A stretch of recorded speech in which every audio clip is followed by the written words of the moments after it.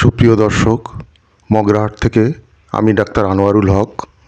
আজকের বিষয় সাদা স্রাব বা লিউকোরিয়া।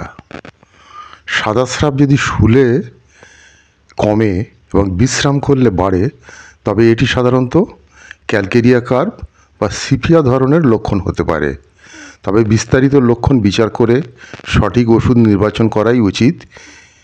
কয়েকটি ওষুধ নিয়ে আজকের আলোচনায় থাকছে ক্যালকেরিয়া কার্ভ, সিপিয়া, এই দুটো ওষুধের উপরে আজকের এই ভিডিও। ক্যালকেরিয়া কার্ভ সাদা স্রাবে তখনই দেওয়া যেতে পারে যখন সাদা স্রাব শুলে কমে এবং পরিশ্রমে বাড়ে।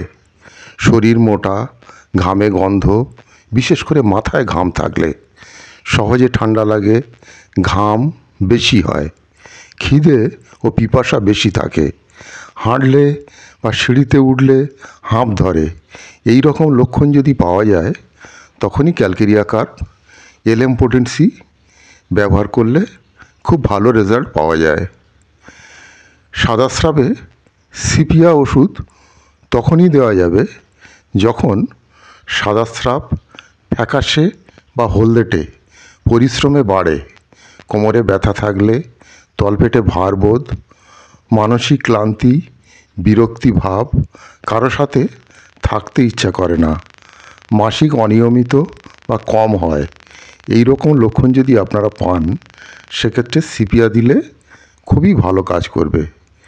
এছাড়া হোমিওপ্যাথিতে ওষুধ নির্বাচন করতে গেলে টোটালিটি সিমটম খুবই জরুরি।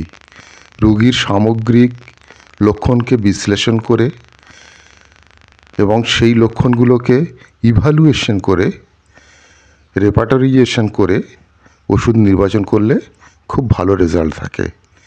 তো আজকের ভিডিওতে যদি ভিডিওটি ভালো লেগে থাকে দয়া করে সাবস্ক্রাইব করে পাশে থাকুন। ভালো থাকুন, সুস্থ থাকুন।